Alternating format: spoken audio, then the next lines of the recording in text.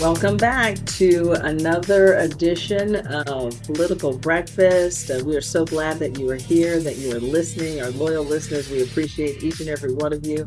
I'm Lisa Ram, and with me, Brian Robinson, our Republican strategist, and Theron Johnson, our Democratic strategist. So happy new week to you all. Yeah, hey guys.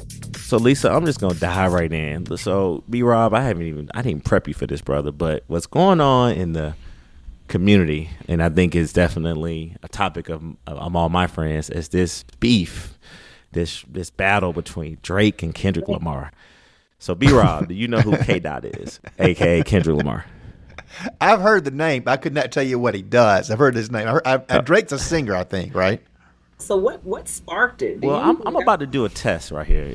All right, so B-Rob, if you went to your phone right now, do you have a Kendrick Lamar song in your phone? Do you think? No, absolutely not. If you went to your phone right now, do you have a Aubrey Drake song in your phone? You think? Like no. Maybe. Okay, could you name any of these songs from Kendrick Lamar that he's on? No, I could not. What about Drake? But I'm such a bad test case. Like, I mean, I knew those Usher songs at the Super Bowl, but I couldn't have told you the title of them. I don't know. Got it. Well, anyway, Lisa, I don't wrap this up. I'm just this battle. So barely, B-Rob, it's a big battle between these two icons in the rap community. And it's Lisa is testing a lot of friendships. Right. This is very insightful. This is a cultural lesson here for me. Yeah. So right now for our listeners, and I polled this with my team earlier. I'm riding with my boy Drake. You know, I definitely respect his talent, his lyrics, and his ability as an entertainer. But Kendrick Lamar is definitely bringing the smoke. So this is a key case, B-Rod, where Drake should have probably hired you to help manage his PR, because he's responded, and it just gets worse and worse and worse. Yeah, they're responding. Yeah. Sort of like Christy Nome and the dog. Yeah. The spark. What sparked this? They dated the same woman or something? I don't know. What? So, my sources tell me, I have no direct, way of confirming this. But no, I mean, I think it kind of started way back between these two icon rappers. They both have collaborated on songs together. There is a song called First Shooter. And I know that scares B-Rob, because anything, 21 Savage shooting, he just gets all, Yeah, I don't like shootings. Gangs. But anyway, on that song, Lisa, J. Cole, who's another very talented entertainer rapper, basically says that the top three rappers in the game right now are Kendrick Lamar, him, and Drake. And in Future, who I'm a huge fan of, Atlanta rapper, does a diss track against Drake, and they used to be very close, but apparently they're not. And then Kendrick Lamar has a verse in that song and goes at Drake and Kendrick Lamar, basically saying there's no top three. It's just me, like I'm the best rapper. And so then it just, from there, J. Cole bowed out, said, hey, I'm not going to fight this dude. And then Kendrick has been just going back and forth for now a few weeks. But I'm riding with my boy Drake. That's one of my favorite rappers, and nothing against K-Dot, but I'm riding with Drake. Yeah, I have no idea who any of these people are, really. But I will say, I agree they should hire me, because no one wants like a starstruck PR person who's not going to tell you the emperor's wearing no clothes. And I don't know who you are. I'm just going to tell you the truth. I'm going to shoot straight with you. Lisa and Lily, can y'all imagine Brian Robinson in a studio with weed smoke, people rolling blunts, music playing, incense burning, a lot of brown liquor, and he's in there trying to give them some PR advice? Yeah, the whole time I'm going to be thinking my dry cleaning bill is going to be outrageous. I'm going to put this on the invoice. The dry cleaning is going to be on the invoice. Politics of rapping, right. Listen, this just coming across. The judge finds Trump in contempt again for violating the gag order in the hush money case, and says he will consider jailing him in the future. Does that come as a surprise to you, to either of you? Real quick, you see Trump, he comes out last week, and I think his former communications director, right, Brian, testified against him. What's her name? Hope Hicks. Hope Hicks. And now that's somebody I could pick out of a lineup. Don't get in trouble. Don't get in trouble. And so he comes out, Lisa, and says, hey, I don't want to violate the gag order. I don't want to say anything. And clearly he continues to do it. So at this point, I think the judge is going to have to regain control of this trial and maybe jail this former president, because I think he uses it to his advantage. But I think until you really take some strong actions, I don't know if you'll take it seriously or not. Yeah. I mean, we're just in this vortex where he's got to look strong, he's got to look defiant, and he's going to be running up against some of the realities of the criminal justice system.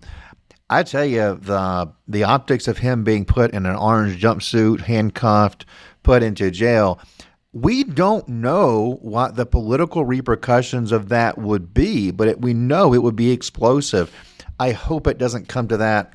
No one seems to be overly up in arms when he gets fined, even when it's massive fines that I think are stupid. That $400-something million fine, way over the top, way out of line with what precedent would hold. But putting him in jail, speaking of precedent not holding, my Lord, putting a former president in jail, you are entering really uncharted territories in American history, and particularly with somebody who is the Republican nominee for president. So let's hope for the good of all of us that doesn't happen. There's no good that comes of that. He's pushing it, though. He's pushing it, isn't he? Lisa, he cannot be above the law. I mean, he wants to have a fair trial. He complains about how everything is stacked against him. I think that this judge and this prosecution have been fair. And so the fact that this mentality that he possesses, that he can break the law and he's above the law, is the very reason why he's in this situation now. It's that I don't know if he's naive or he just doesn't really care, which I think is a combination of both. And I think in some way he just thinks that he's superior to all of this. He does not respect the rule of law. He does not follow any rules, and he continues to go against the judge's orders. I mean, I just think the American people, and particularly these Republicans who say they want him back in the White House, look at how he's conducting himself. And is that really the type of leader you want to be leading our country right now? I don't think so. See, I don't think let's take this framing of it. Maybe it's not naivete. Maybe it's strategy. It could be. This is not the game for him. This trial is not the game for him. The game for him is winning the White House. Because if he wins the White House, all the rest of this kind of goes away probably. Because there's no way that a New York court is going to put the President of the United States in Rikers Island or whatever. That's not going to happen, right? So his game is to win this election, and by posting up on the New York court, by using the stuff that he does to get reactions out of the judge, to fine him, to put him in jail, to threaten jail, which I don't think he's going to really do, he is sending a message nationwide. He's defiant. This is unfair. It's lawfare. It being used against him. This is persecution by prosecution. All of that is the message. That is the game. And if he goes to jail, whatever. If he gets fined, whatever. That's not the game. It's the White House. I don't want to personally respond. Like, I know you're sort of in a hyperbole way, sort of strategizing, or sort of from your vantage point, sort of saying what the strategy could be. Yes. However, B-Rob, I believe. See, I've learned this. I don't personally attack you. Yeah, so I appreciate that. Come out with that disclaimer first. See, we've been working on our relationship, Lisa. You see that? Offline, y'all. We've been working on it. How to communicate. For both of you. But this is where I think that I disagree respectfully with B-Rob, because I think that, look, here's how we win the White House. We're going to win the White House reminding those sensible Republicans who, for whatever reason, are still staying with the Republican Party and still are willing to vote for Trump if he's a viable option. I just think that this behavior, this conduct, how he's doing, and I think it hurts him with those voters, because remember, he can't win the White House with just a massive turnout from the right. Like this red wave that we think is going to happen, I don't think it's going to happen. And like Biden, he can't just win with a blue wave. I mean, we need middle America. We need independence. We need women. We need disaffected Republican women. And so I think that it's a catch-22 issue for the Biden campaign, because you don't want to amplify it. But I think the more and more he continues to have this type of behavior, maybe it will embolden his base. I believe that it will not embolden the middle, because, Lisa, I talk to a lot of Republicans. B-Rob knows this. I have yet to have one Republican come up to me and say, I like what Donald Trump is doing in the courtroom. I like how he's pushing back. Oh, you know what? I think he needs to go to jail because that's going to help him win the White House. But to Brian's prior response is, I'm not in that MAGA crowd. I don't talk to them. That's exactly right. Yeah, but the MAGA crowd alone is not going to win him back to White House. That's true. I don't disagree with that. Theron does speak to Republicans, and he beat me to it. The Republicans he speaks to are the Republican elite, and it's different than the rank and file voters. And it's the same for me too. Like my Democratic friends are the Democratic elite. They're not rank and file Democrats. I fully acknowledge that, and I'm not going to sit here and make any grand declarations about how this is going to play out because I don't know yet. What I have learned over these last 9 years is to stop guessing how Donald Trump's strategy will work, because for 9 years, I have thought, well, that people aren't going to like that. And then it's fine. We all just sort of move on. And it's the rules that have always applied to American politics somehow don't apply to him. And so all that I have to offer is modesty in acknowledging I don't know how it's going to play. And that's why, Theron and I over the last month have done a lot of joint appearances together for live audiences. And I keep coming back to the one thing I do feel good about, and that is the election is going to come down to how people feel about the economy in September and October. And I say feel because I know Theron's going to be like, look at all this macroeconomic data. What are you complaining about? Right? Hey, I get it. The Feds are dropping the interest rate. I mean, that happened. Hey, that stuff will matter. That will matter. Yeah. And if we keep that up, I think we're in good shape. So long as we don't have any huge blow up of these protests, right? I mean, that's kind of the tinderbox for the Democrats. People do begin to want to hear a law and order message when they see chaos or violence on their TV screens. We'll see how that plays out. Maybe when all these kids get out of college at the end of the semester, a lot of this dies down. I don't know. Hey, real quick, then at least we're trying to move to the next subject.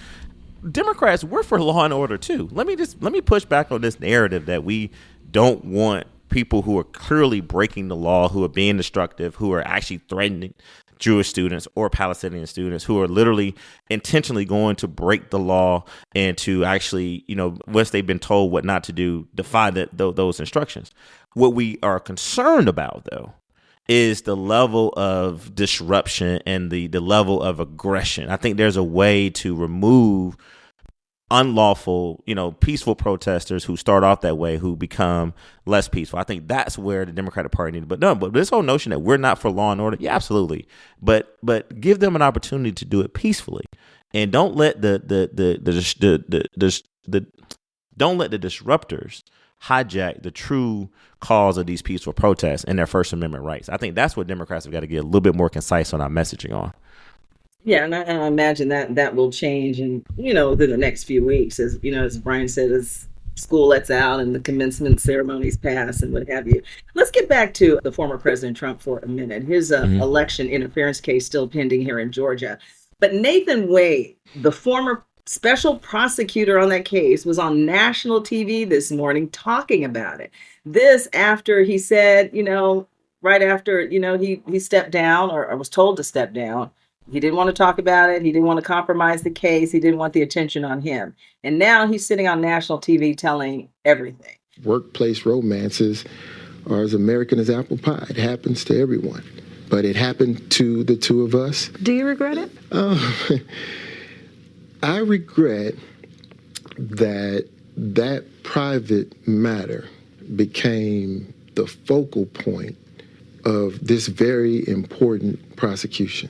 What are your thoughts? Theron, I'll begin with you. Lisa, that black bummer came out of you then, boy. The whole, he's sitting on TV. My mom used to always tell me, you sitting up there, you telling me this stuff, boy. That black bummer came out there. But no, look, here's the real talk. That's exactly, when this news broke early in the morning on Monday, we start getting calls, right? And so I talked to my mama, and that's kind of what she said. Like, why is he talking about it now? Like, what's he going to say? So, if you look at his comments, he says, hey, I did not want this, my personal relationship to overtake the sort of intent in the prosecution of this case. Well, it kind of did, temporarily. Secondly, I don't know why he's doing it now. So I would assume, Lisa, that it's a long-term legacy financial play. Because, from people in the legal community, they don't necessarily, all of them don't question his ability to be a good lawyer. You know, Republicans and B-Rob and others definitely pointed out that he had not tried a lot of RICO cases. So now you got to like figure out, what does life look like after being a special prosecutor who resigned for a district attorney in Fulton County while she's trying to prosecute the former president of the United States of America. So in the interview, from what I've seen thus far, very calm and collective guy. Was, you can tell he practiced, you know, what he wanted to say. I think showed some empathy, right? Didn't totally dismiss the relationship, which at this point, when we pretty much know there was a relationship. But I think he tried to redirect, Lisa, and I know this is what the district attorney has been trying to do in the last few weeks as well, is redirect the voters' attention, the American public's attention, to say, hey, newsflash, guys, we still have a trial going on. Now, real quick before B-Rob jumps in here, I know has probably a similar or maybe different perspective. What the district attorney office will respond to this interview, I have to wait and see. So what would be District Attorney Fani Willis' response to his interview, and then how quickly can she come back out to the public and now it's the American public, right? It's not even just the Fulton County public anymore, and give us an update on what the next steps are in this monumental sort of unprecedented case against the former president and other co-defendants as well. Does he have a book deal in the works? What do you think? Well, you're supposed to wait till the book's written before you go and do the ABC interview. Let me start with where Theron ended on Fani. Let me give her some advice. Don't talk about this. Do not respond to this. Act like it did not happen. She has one major focus right now, and it's not even the trial. She's got a primary on May 21st. She's got to get through that. That needs to be all that she is focused on. She does not need any distraction. She does not need to be keeping this in the news cycle, which her comments would give it another day. This is not good for her, right? Respectful of that? Why isn't he respectful of that? You know, she's like you said. That's a great question. This couldn't wait till May 23rd. That's what if I am Fani Willis, I'm calling that cell phone that was always down there by her condo in Hapeville for reasons no one really explained very well. And be like, what the hell? You couldn't wait 3 weeks? Well, look, well, this is sorry, Lisa. I had my coffee this morning. I got this new espresso machine, so I definitely pumped up. But no, B-Rob, I agree with you. But all right, so let's get back to the timing. Let's get to the timing.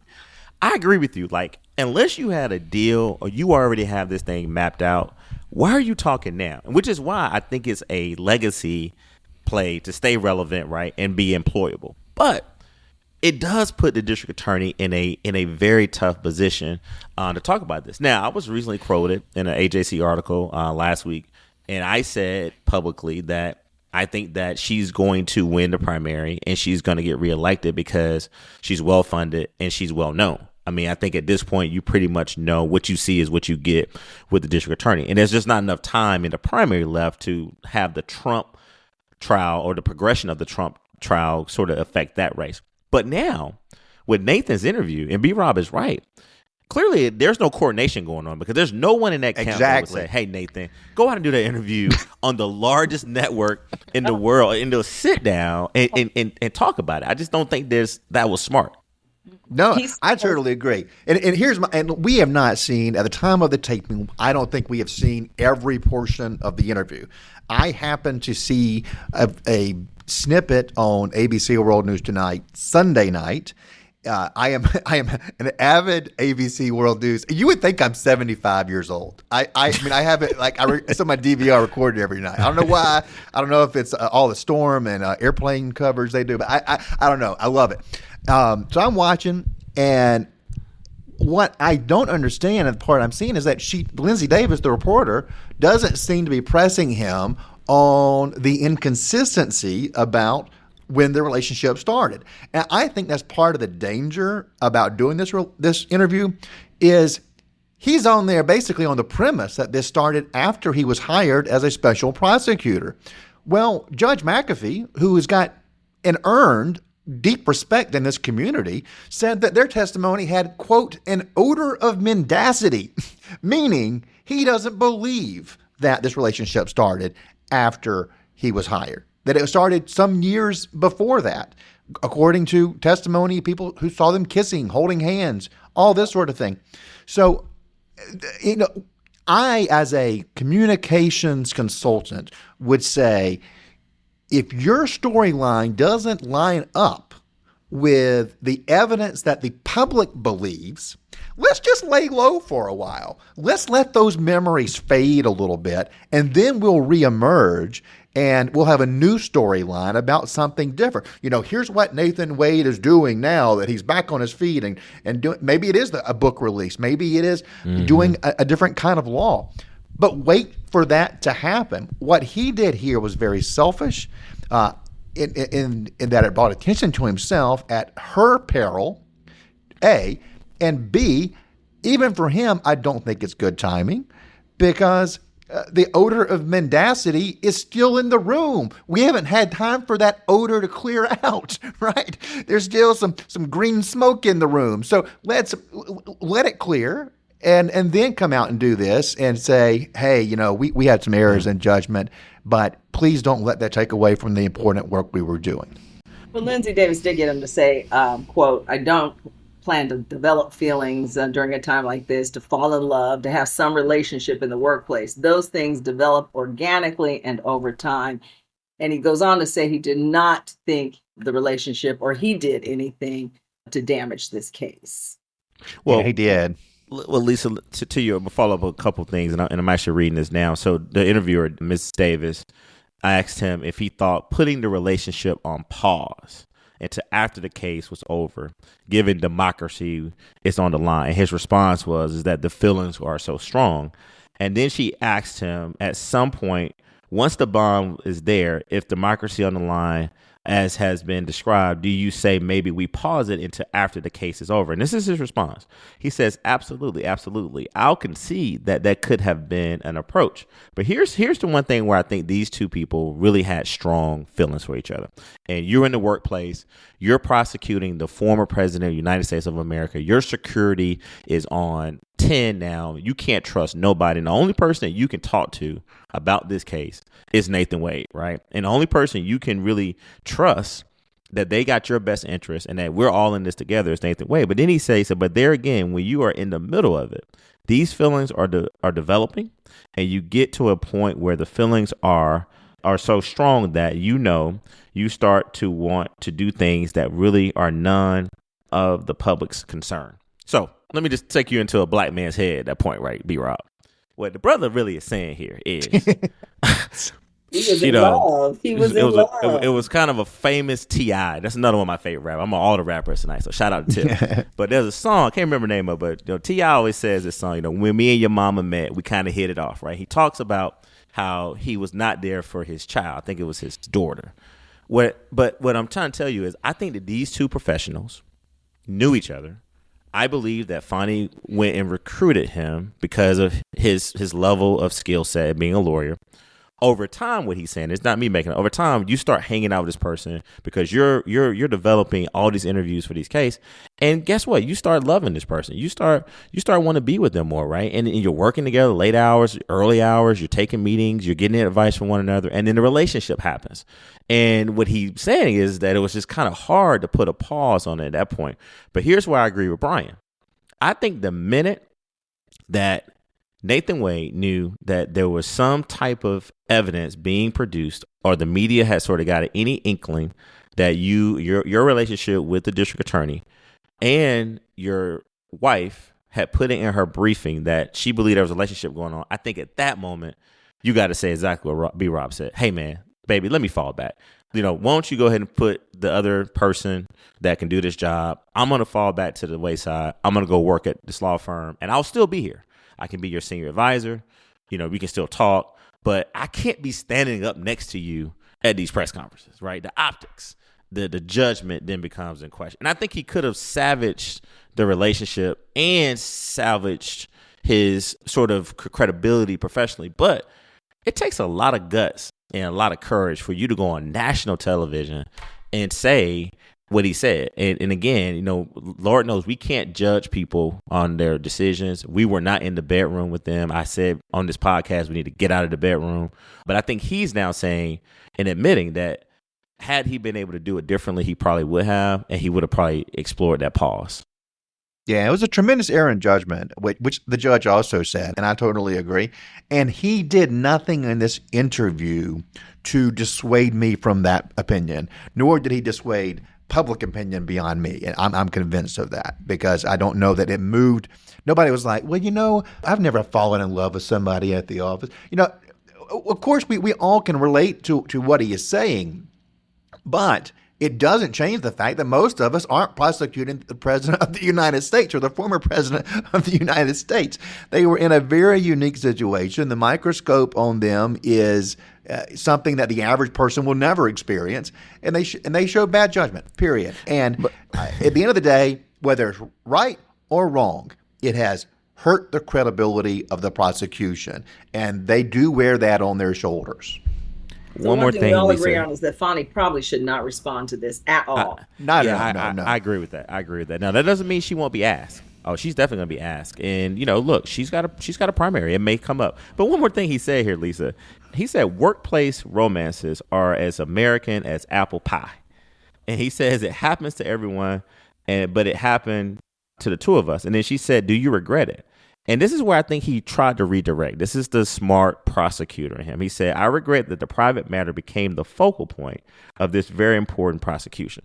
And that's where I think if District Attorney Fani Willis has to say anything, they got to get back to the merits of this case, the facts, and they got to openly communicate to the public about what the next steps are. You tell you, the one thing that would have persuaded me, it would be if he had gone on and said, we erred. I should not, as Theron said, I should not have been a part of this case. That was an error. He didn't do that. We're still doing this dance around when the relationship started, when the public has made his mind up, when the judge has made his mind up, that it started before he was hired. When you have bad facts, you either acknowledge them or you just don't talk about them. And he chose a third way, and I disagree with him. I think he is kind of saying he messed up, B-Rob. I mean, this one would be a little sympathetic. I mean, I agree. The timing of the interview was not good. Now, he could have said, hey, working alongside District Attorney Fani Willis was one of the highest honors of my career. She's a well-skilled, smart, fact-driven district attorney, and I believe that she will do everything she can to make sure that the public knows the true facts in this case. So he didn't really go there, but I think he did sort of admit that it was a mistake in judgment. He got caught up in the moment, and he didn't say this, but I think what he's really trying to imply is that had I been able to look at this from a lens of that I'm looking at now, then I would have probably done things differently. Theron Johnson is our Democratic strategist. Brian Robinson is our Republican strategist. Thank you so much for joining us for today's Political Breakfast. And we'll be coming your way in 2 days. So thanks for joining us, and I'll talk to you guys soon. Thanks, Lisa. Let's go, Drake.